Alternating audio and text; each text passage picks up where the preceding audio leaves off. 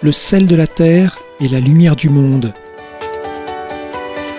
C'est tout de suite sur les ondes de Radio Espérance, en compagnie de Victoire Lévesque.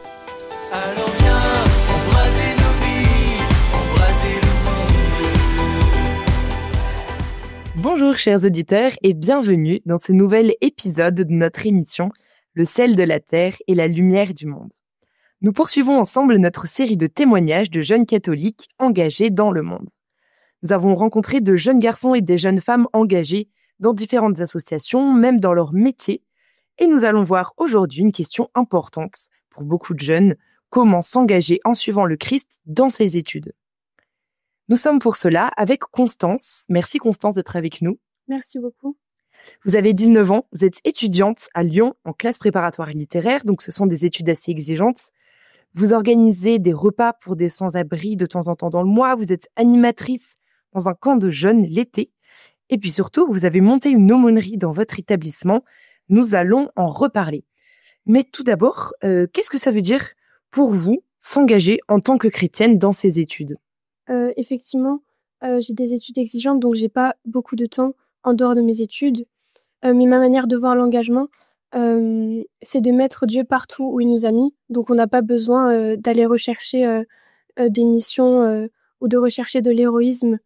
Mais on peut tout à fait, chacun et chacune, attendre un héroïsme du quotidien. Et donc d'essayer de mettre le plus de perfection et d'amour possible dans chaque acte. Il y a Simone Veil que j'aime beaucoup, qui insiste dans son œuvre sur la faculté de l'attention. Et donc elle nous enjoint à mettre une attention extrême dans chaque acte, et donc de se représenter le bien, de se représenter l'amour, et d'essayer de l'exprimer avec exigence dans nos pensées, dans nos actes, dans tout contact. Et puis, il faut aussi bien se rappeler qu'on est des personnes chacune uniques, et on est dans une situation unique.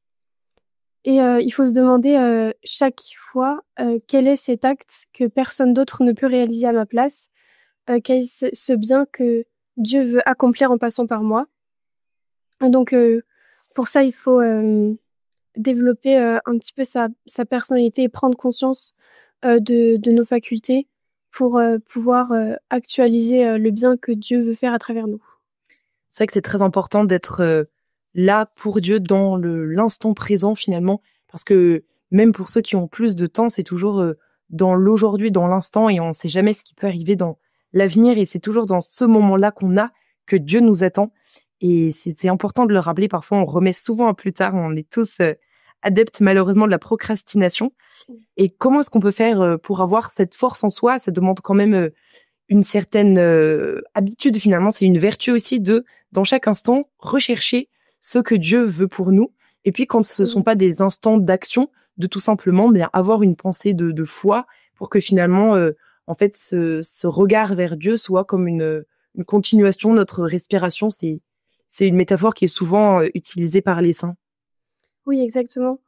Je pense que tous nos actes découlent de notre vie intérieure, et que c'est vraiment le foyer de notre foi et le foyer de l'amour qu'on a pour Dieu.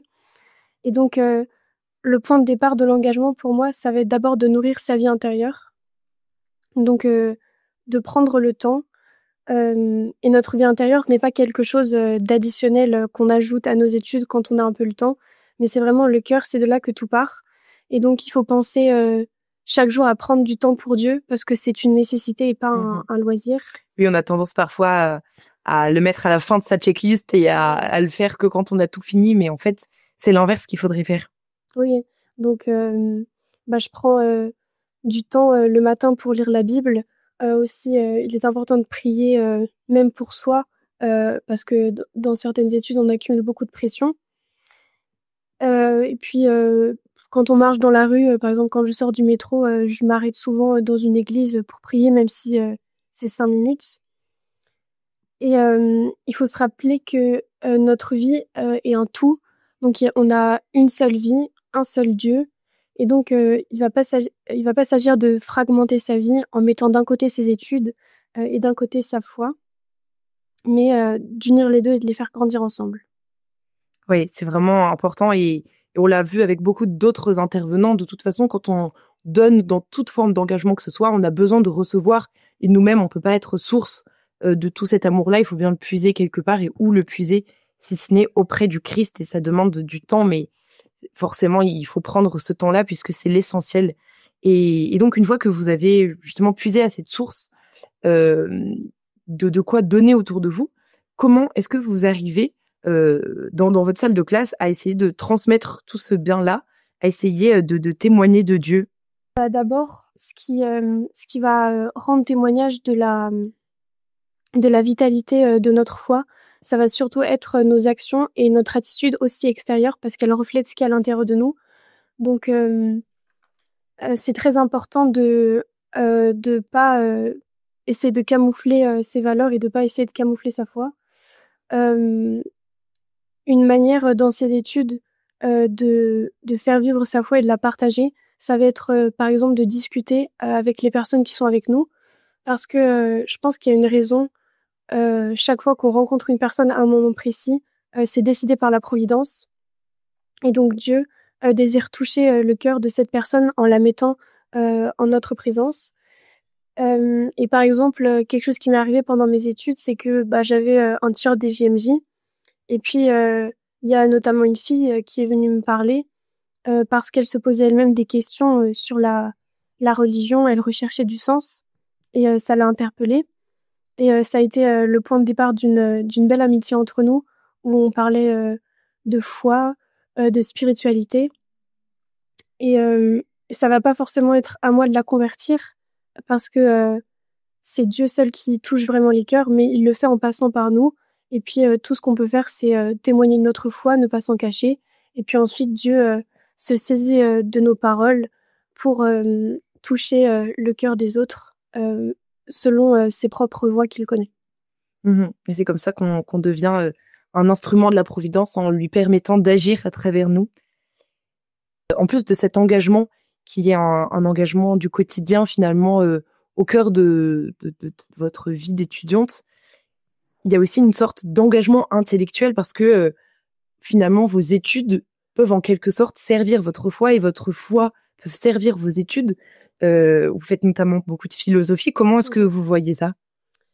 Ça a été un grand point de réflexion pour moi parce que c'était très important de donner un sens à mes études pour comprendre pourquoi tous ces efforts, si ce n'est pas pour glorifier Dieu.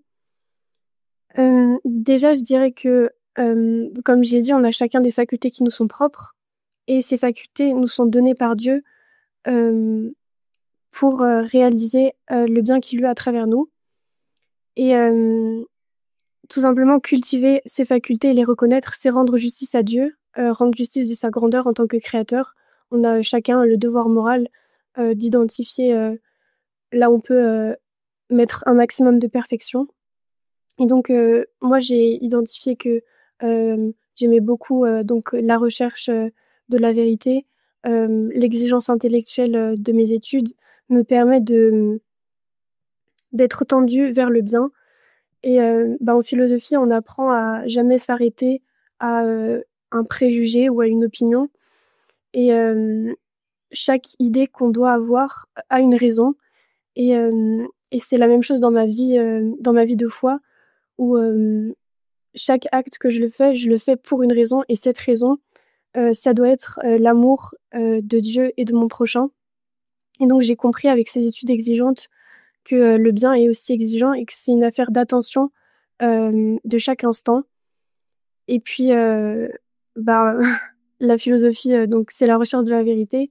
Et on ne sait pas si on va vraiment atteindre la vérité, mais en fait, ce qu'il faut, c'est s'efforcer et ne jamais s'arrêter à la médiocrité. Et donc, c'est la même chose dans notre vie spirituelle et dans notre engagement. C'est que on ne sait pas nous-mêmes si on peut réaliser de grandes choses, mais ce qui compte, c'est de ne pas s'arrêter à la tiédeur et de jamais abandonner cette ardeur de faire le bien. Et il y a une citation de Simone Veil que j'aime bien sur l'engagement. Encore elle. Vous avez raison de la citer, c'est une notaire très intéressante. Oui.